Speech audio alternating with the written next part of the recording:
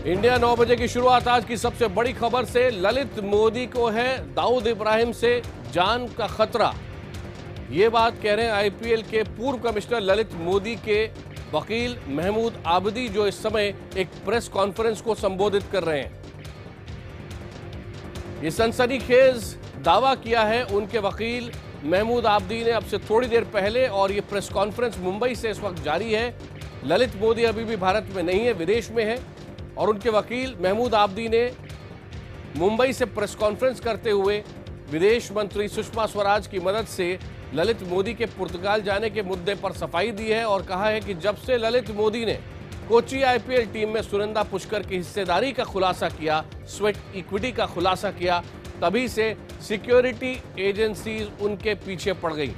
आबदी ने कहा कि ललित मोदी को भगोड़ा कहना गलत होगा। ये एक लीगल शब्द है, कानून में इस्तेमाल किया जाता है, और भगोड़ा कहना गलत होगा। उन्होंने ये भी कहा कि ललित मोदी ब्रिटेन में रह रहे हैं, ये किसी से छिपा नहीं है। और आबदी ने यह भी दावा किया कि ललित मोदी ब्रिटेन की कोर्ट की इजाजत के बाद लंदन में रह रहे हैं, वो किसी के रहमो करम पे वहां नहीं है। साथ ही साथ इस प्रेस कॉन्फ्रेंस में उन्होंने ये भी कहा कि ब्रिटिश इमिग्रेशन के नियमों के तहत ललित मोदी ब्रिटेन में रह रहे हैं। ये प्रेस कॉन्फ्रेंस जारी है और ललित मोदी जो विदेश में है, उनके वकील ने मुंबई में प्रेस कॉन्फ्रेंस करके ये भी कहा है कि ललित मोदी के खिलाफ ब्लू कॉर्नर नोटिस नहीं जारी किया गया है। बार बार इस तरह के दावे किए जा रहे हैं कि उनके खिलाफ ब्लू कॉर्नर नोटिस है। अपने इस दावे के समर्थन में आबदी ने इंटरपोल की चिट्ठी का भी हवाला दिया। But there is a political angle to this crisis as well, and it has got a background. Since Mr. Lalit Modi broke that connection of late Mrs. Sunanda Pushkar, Mrs. Sunanda Tharoor's sweat equity aspect in his tweets, he has been hounded by the agencies in India.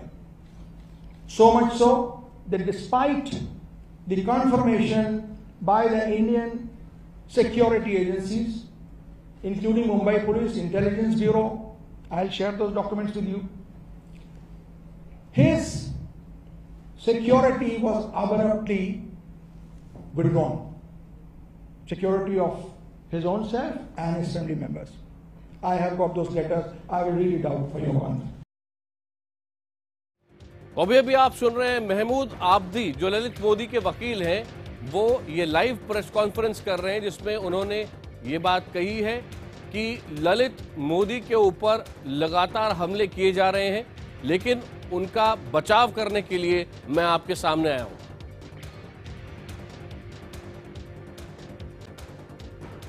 April 2009, there was a first page banner heading report in Mumbai's leading afternoon daily midday about how Mr. Lalit Modi is being targeted by underworld don. Then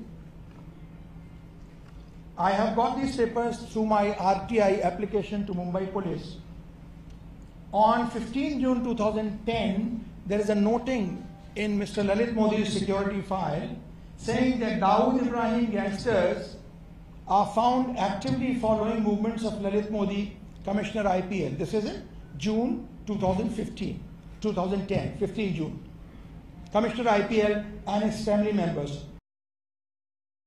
Lalit Modi के वकील महमूद आबदी, जो कि मुंबई में press conference कर रहे हैं, ललित मोदी को विपक्ष कह रहा है वीजा दिलाने में मदद के मामले में विदेश मंत्री सुषमा स्वराज को इस्तीफा देना चाहिए, और कई तरह के सवाल साथ में खड़े किए गए हैं। हालांकि उनके बचाव में आने वाले बीजेपी के नेता कीर्ति आजाद ने एक और बात कही। उन्होंने कहा आस्तीन के सांप ने यह मामला सामने लाने का प्रयास किया था और उसी का नतीजा है ये पूरा विवाद। लेकिन संघ और सरकार के साथ खड़े होने के बावजूद सुषमा स्वराज की मुसीबतें फिलहाल कम होती नजर नहीं आ रही, और अभी अभी ललित मोदी के वकील ये प्रेस कॉन्फ्रेंस कर रहे हैं। It is not Sushma Swaraj who should only resign. Mr. Modi should sack Sushma Swaraj. माननीय प्रधानमंत्री श्री नरेंद्र मोदी जी, माननीय भाजपा अध्यक्ष श्री अमित शाह जी और कानून के भगोड़े ललित मोदी का क्या रिश्ता है?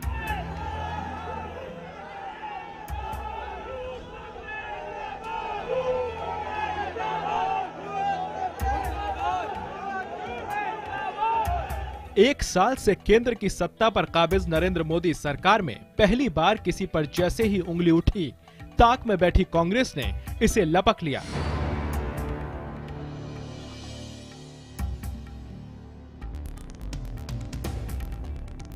सुषमा के बहाने बीजेपी, प्रधानमंत्री और सरकार पर निशाने साधे जाने लगे। सवाल यही कि आखिर कानून की नजर में भगोड़े ललित मोदी को वीजा दिलाने में मदद विदेश मंत्री ने क्यों की? अपने नेता या मंत्री के किसी बड़ी मुसीबत से घिरने पर हर पार्टी की पहली प्रतिक्रिया जो होती है, बीजेपी और सरकार की भी वही है। सुषमा मामले पर बीजेपी और सहयोगियों ने भी बतौर क्राइसिस मैनेजमेंट इसी सिद्धांत का पालन किया। 2010 का अहमदाबाद में हुए मैच का स्टेडियम का फोटो 2015 में दिखाकर कांग्रेस जो राजनीति कर रही है, ये उनके राजनीति के दिवालियापन का सबूत है। विदेश मंत्री को टारगेट करके, बदनाम करके हमारे देश की विदेश नीति को, देश के प्रधानमंत्री को और सरकार को ये अस्थिर करने की बहुत बड़ी साजिश रची जा रही है। लेकिन क्या वाकई ये संकट छोटा है? सवाल कई है। मसलन क्या लोकसभा में विपक्ष की नेता रही और अब देश की विदेश मंत्री कानून से भागे हुए व्यक्ति के संपर्क में क्यों थी? जिसे ईडी खोज रहा है और जिसके लिए ब्लू कॉर्नर नोटिस जारी है, उसकी मदद क्यों की? जिस शख्स की कोर्ट में कानूनी पैरवी बेटी बांसुरी कर रही हो, उसकी मदद करने से हितों के टकराव का मामला सामने नहीं आता। ऐसे सवालों के उठने के बावजूद आरएसएस भी सुषमा के बचाव में खुलकर आ गया है। सुषमा स्वराज ने कोई अपराध किया ऐसा मुझे लगता नहीं। ब्रिटिश हाई कमिश्नर को उन्होंने लिखा होगा या टेलीफोन किया होगा, तो यही लिखा है कि आपके कानून में जो बैठता है वो कीजिए। ये नहीं कहा उनको कि आपका कानून तोड़ो और ललित मोदी को जो चाहिए वो दे दो। सुषमा ने इस मामले के सामने आने के बाद साफ कर दिया कि उन्होंने मानवीय आधार पर ललित मोदी की मदद की। उन्होंने आईपीएल में घोटाले के आरोपी ललित मोदी की कैंसर पीड़ित पत्नी का इलाज हो सके इसलिए मदद की। लेकिन इस दावे के बावजूद कई सवाल खड़े होते हैं। कहा जा रहा है कि ब्रिटेन में रह रहे ललित मोदी को पुर्तगाल में इलाज करा रही अपनी पत्नी के ऑपरेशन के लिए डिक्लेरेशन पर दस्तखत करने के लिए वहां जाना जरूरी था। लेकिन तथ्य ये भी है कि पुर्तगाल में कानूनी आधार पर ऐसे किसी डिक्लेरेशन की जरूरत नहीं होती। मानवीय आधार पर मदद सरकारी तौर पर भी मुमकिन थी। ललित मोदी की अपील करने पर सरकार मदद का फैसला कर सकती थी। इसे फैसले से पहले ही देश को बताया जा सकता था। लेकिन ये सब नहीं हुआ। क्यों?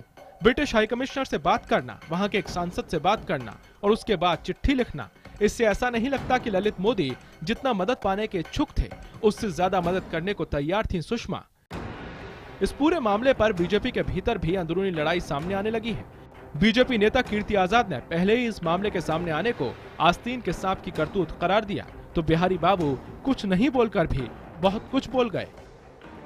जहाँ तक कीर्ति आजाद का सवाल है, he is a very dear friend of mine, बहुत नजदीकी दोस्त है मेरे। और कीर्ति आजाद जनरली जो बातें करते हैं बहुत सोच समझ के करते हैं, समझदारी के साथ करते हैं। इस पूरे मामले पर विरोध प्रदर्शन और सुषमा के इस्तीफे की मांग से लेकर पीएम मोदी तक पर निशाना साधा जाने लगा है। क्या ऐसे ही मामलों पर हर दल एक दूसरे के लिए ऐसी बोली नहीं बोलता? अब नैतिकता का एक पैमाना बनाने का वक्त नहीं आ गया? Bureau report, IBN 7। अपडेट्स आगे भी आपको देते रहेंगे, लेकिन इंडिया 9 बजे में आगे बढ़ते हैं। अब खबर विश्व योग दिवस पर मंडराते आतंकी खतरे की।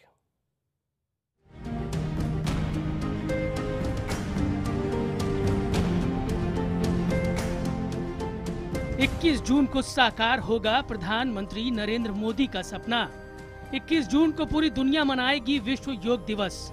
राजधानी के राजपथ पर लगेगा योग का महाकुंभ। योग का उत्सव मनाने जुटेंगे हजारों लोग, लेकिन योग के महाकुंभ पर मंडरा रहा एक बड़ा खतरा।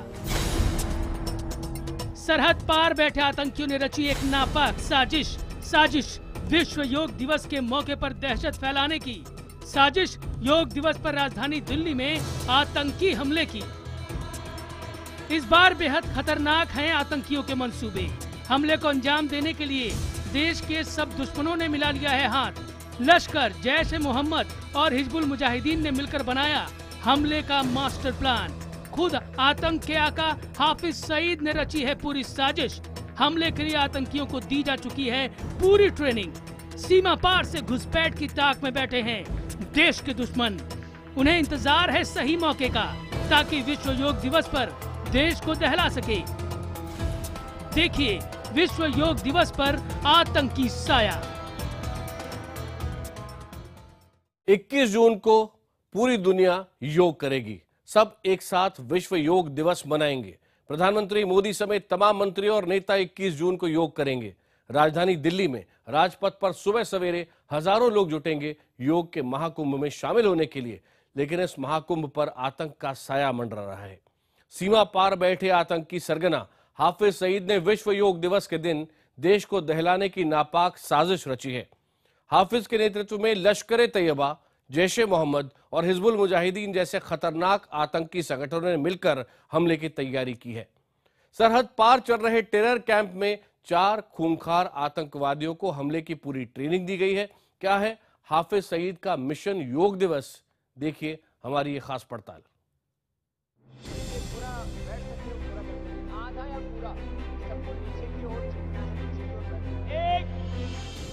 आधा कर लो तो भद्रासन कहते हैं। ये योग यानी वो शारीरिक क्रिया जिसके जरिए आत्मा से परमात्मा का मिलन होता है।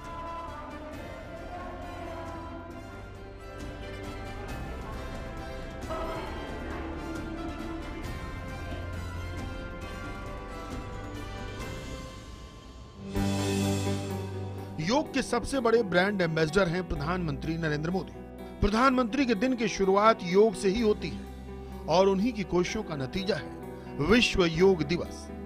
संयुक्त राष्ट्र में संबोधन से लेकर विदेशी दौरों तक प्रधानमंत्री ने हर जगह हर मंच से योग की वकालत की और अब पूरी दुनिया 21 जून को विश्व योग दिवस मनाएगी। हमारा देश योग का जनक है, लिहाजा यहाँ विश्व योग दिवस की तैयारियां जोर शोर से चल रही हैं।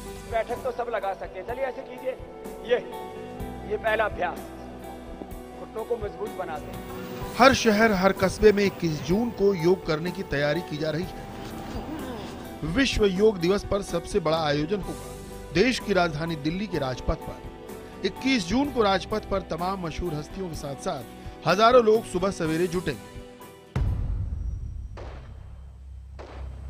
लेकिन योग के इस महाकुंभ पर मंडरा रहा है बड़ा खतरा आतंकी हमले का। खुफिया जानकारी के मुताबिक सीमा पार बैठे आतंकियों ने विश्व योग दिवस को तबाही दिवस में बदलने की साजिश रची है। विश्व योग दिवस के दिन राजधानी दिल्ली में बड़े आतंकी हमले की प्लानिंग की गई है। फितरतन पाकिस्तान हमारी किसी भी मशहूरी, किसी भी अच्छे काम, किसी भी हमारे सेलिब्रेशन, किसी भी हमारे त्योहार पर इस तरह की अड़चन की बाधाएं डालता आया है। हर बार उन्होंने मुंह की खाई है और जब तक हिंदुस्तानी फौज है ये फिर मुंह की खाएंगे। जमात उद दावा के मुखिया हाफिज सईद ने 21 जून को दिल्ली में आतंकी हमले की योजना बनाई है। इस हमले को अंजाम देने के लिए 3 बर्बर आतंकी संगठनों ने हाथ मिलाया है। हाफिज सईद की अगुवाई में लश्कर, हिजबुल मुजाहिदीन और जैश-ए मोहम्मद के आतंकी एक साथ आ गए।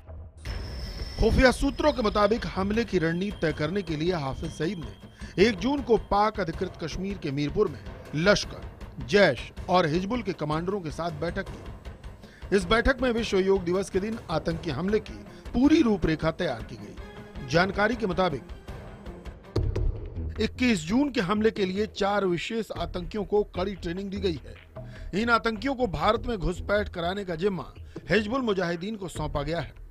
सूत्रों का कहना है ये चारों आतंकी 4 और 5 जून के बीच नौशेरा के पोखरा गांव की रेकी भी कर चुके हैं। सूत्रों की अगर माने तो इन आतंकियों की संख्या 4 के करीब है और इन आतंकियों ने नौशेरा के पास LOC से सटे एक गांव में रेकी भी की है। सूत्रों का यह भी कहना है कि ये आतंकी रियासी और कालाकोट के रास्ते दिल्ली पहुंचने की प्लानिंग कर रहे हैं। खुफिया सूत्रों का कहना है कि 4 आतंकियों में से सिर्फ 2 को दिल्ली में हमले के लिए भेजा जाएगा, जबकि बाकी के 2 आतंकियों को अमरनाथ यात्रा पर आतंकी हमला करने के लिए रखा जाएगा। इन 4 आतंकियों को भारत में घुसपैठ कराने के लिए सीमा पर आतंकी हलचल बढ़ गई है। सूत्रों के मुताबिक राजौरी, पुंछ, कुपवाड़ा और बारामूला में सीमा पर आतंकियों का जमावड़ा हो रहा है। इन इलाकों में लश्कर के 30, जैश के 20 और हिजबुल मुजाहिदीन के 25 आतंकी डेरा डाले हुए हैं। ये आतंकी एलओसी के बेहद करीब तक पहुंच चुके हैं। आतंकियों की प्लानिंग इन चारों में से किसी भी जगह से 4 हमलावरों को भारत में घुसपैठ कराने की है। सूत्रों का कहना है फायरिंग की आड़ में पाक सेना भी आतंकियों की घुसपैठ में पूरी मदद करेगी। 21 जून को हो रहे योग दिवस पर आतंकी एक बड़ा हमला कर सकते हैं। सीमा पार ऐसी ही तैयारी की गई है जिसमें हिजबुल मुजाहिदीन को घुसपैठ करवाने की जिम्मेवारी सौंपी गई है। सुरक्षा एजेंसियों को जानकारी मिली है कि 1 जून को आतंकी हाफिज सईद के नेतृत्व में ये बैठक हो चुकी है और इसकी पूरी रूपरेखा भी तैयार कर ली गई है। आतंकियों के नापाक मंसूबे की भनक मिलते ही सरहद पर चौकसी बढ़ा दी गई है। बीएसएफ के जवान सीमा पार से होने वाली हर हरकत की निगरानी कर रहे हैं। सूत्रों के मुताबिक आतंकियों की इस नापाक साजिश को पाकिस्तानी फौज का भी समर्थन है। 4 दिन पहले ही बीएसएफ के जवानों ने सीमा पर बंकर बना रहे पाकिस्तानी रेंजर्स को पीछे धकेला था। बीएसएफ ने तब भी आशंका जताई थी कि आतंकियों की घुसपैठ की मदद से ही पाक फौज बंकर बनाने की कोशिश कर रही थी। विश्व योग दिवस के मौके पर आतंकियों की साजिश को नाकाम करने के लिए सरहद से राजधानी तक सुरक्षा बढ़ा दी गई है। पवन शर्मा, जम्मू, IBN 7। आइए अब आपको ग्राफिक मैप के जरिए समझाते हैं कि हाफिज सईद और दूसरे आतंकी संगठनों का प्लान क्या बना था और ये कितना खतरनाक था। सबसे पहले इस मैप को स्क्रीन पर अब देखिए। ये है जम्मू कश्मीर और अब आपको वो इलाका दिखा रहे हैं जिसे पाक अधिकृत कश्मीर कहा जाता है। LOC आपको नजर आ रही है जो दोनों को बांटती है। और फिलहाल आतंकियों की पूरी सरगर्मी सीमा पार POK में है, जहां सीमा से सटे इस तरफ राजौरी, पुंछ, बारामूला और कुपवाड़ा में LOC के दूसरी तरफ आतंकियों की हलचल तेज है। सूत्रों के मुताबिक लश्कर-ए-तैयबा, जैश-ए-मोहम्मद और हिजबुल मुजाहिदीन के 70 से ज्यादा आतंकवादी इन 4 इलाकों में LOC के बेहद करीब हैं। इन सभी आतंकियों पर उन 4 आतंकियों को भारतीय सीमा में घुसपैठ कराने की जिम्मेदारी है जो कि 21 जून को दिल्ली में हमले को अंजाम दे सकते हैं।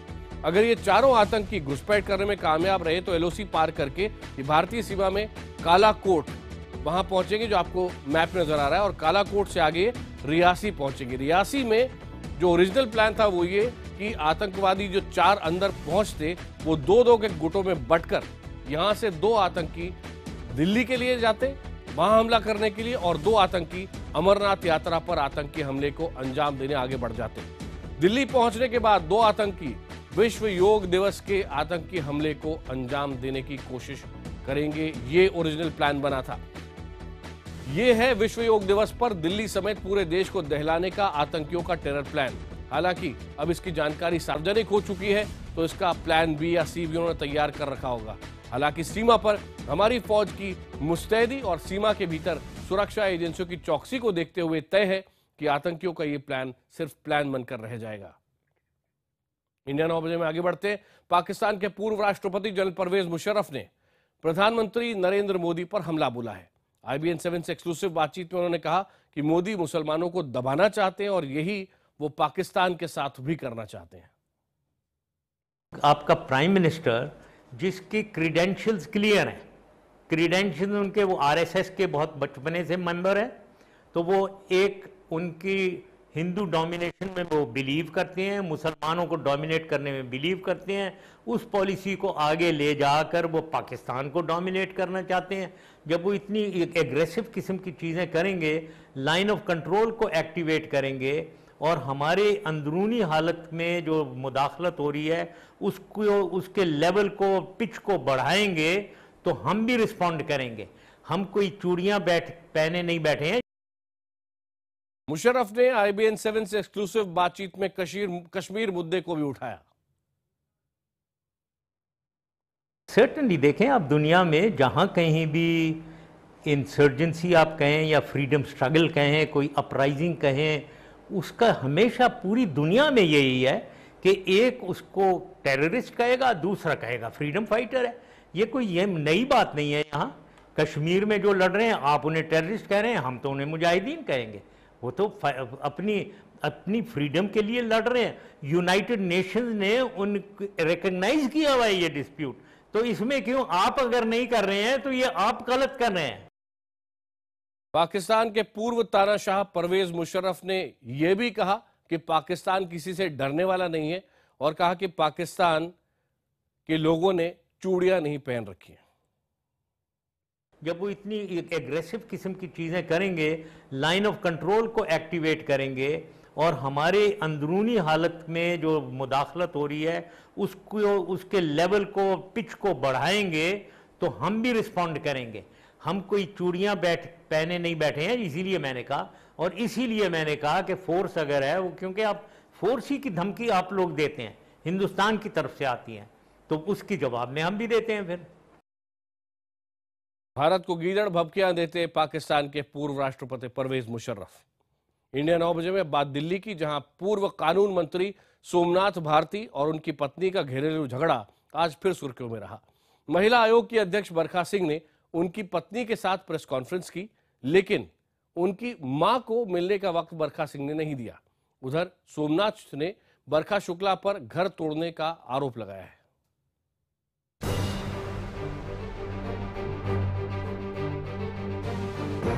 सोमनाथ भारती और उनकी पत्नी का फैमिली ड्रामा सोमवार को भी जारी रहा। पूर्व कानून मंत्री की पत्नी लिपिका मित्रा ने प्रेस कॉन्फ्रेंस कर अपने पति पर गंभीर आरोप लगाए। उन्होंने कहा कि शादी के बाद 2-2 बच्चे होने के बावजूद उन्हें ये सबूत पेश करने के लिए कहा जा रहा है कि वो उनके साथ 5 साल तक रहीं। लिपिका ने यह भी आरोप मढ़ा कि उन पर समझौते के लिए लगातार दबाव बनाया जा रहा है। बहुत सारे SMS भेज रहे हैं, कॉल्स कर रहे हैं, बहुत सारे लोग मेरे सोसाइटी के गेट में आ रहे हैं। Thankfully I have been provided with security. तो क्योंकि मैं अकेली रहती हूँ अपने 2 बच्चों के साथ और मुझे बहुत डर है। सोमनाथ भारती की पत्नी की शिकायत पर दिल्ली महिला आयोग ने सोमनाथ को नोटिस जारी कर 26 जून को हाजिर होने को कहा है। महिला आयोग ने तो 26 तारीख की डेट दी है, उसमें तो लेकिन ये पुलिस में चूंकि जा चुकी हैं। इस बीच सोमनाथ भारती की मां बरखा शुक्ला सिंह से मिलने उनके घर पहुंची, लेकिन दिल्ली महिला आयोग का अध्यक्ष होने के बावजूद उन्होंने एक महिला से मिलने से इनकार कर दिया। हालांकि मां का कहना है कि वो अपने बेटे का घर किसी कीमत पर नहीं टूटने देना चाहती। कहना चाहते हो आए मेरे घर, अपने परिवार में मिलजुल के खुश होकर रहे, मैं चली जाऊंगा। इस बीच सोमनाथ भारती ने दिल्ली महिला आयोग के अध्यक्ष बरखा सिंह पर गंभीर आरोप लगाते हुए ट्वीट किया, कितने मामलों में बरखा जी ने शिकायतकर्ता की मदद के लिए अपने घर पर प्रेस कॉन्फ्रेंस बुलाई है? क्या उन्हें हमारे 2 बच्चों के भविष्य की परवाह है? क्या वो बच्चों को उनके पिता से जुदा करना चाहती हैं? बिना मेरा पक्ष जाने बरखा जी ने कैसे अदालत बनते हुए मुझे दोषी ठहरा दिया? दिल्ली महिला आयोग परिवार तोड़ने के लिए है या जोड़ने के लिए? जब आयोग ने सुनवाई की तारीख 26 जून तय की है तो उससे पहले प्रेस कॉन्फ्रेंस क्यों? दोनों पक्षों के आरोपों और प्रत्यारोपों के बीच ये मामला गंभीर होता जा रहा है। सोमनाथ भारती की पत्नी ने जिस तरह महिला आयोग और दिल्ली पुलिस में शिकायत दर्ज कराई है, उसे देखते हुए कहना गलत नहीं होगा कि आने वाले दिनों में ये विवाद और तूल पकड़ सकता है। वैसे दिल्ली महिला आयोग ने सोमनाथ भारती को आयोग में पेश होने के लिए नोटिस दिया है और अब आयोग को 26 जून का इंतजार है, लेकिन उससे पहले सोमनाथ भारती की पत्नी ने दिल्ली पुलिस में शिकायत दर्ज कराई है और अब इंतजार है कि इस पूरे मामले में दिल्ली पुलिस क्या एक्शन लेती है। कैमरामैन प्रणय दास के साथ रवि सिंह, दिल्ली, IBN 7। इंडिया 9 बजे में आज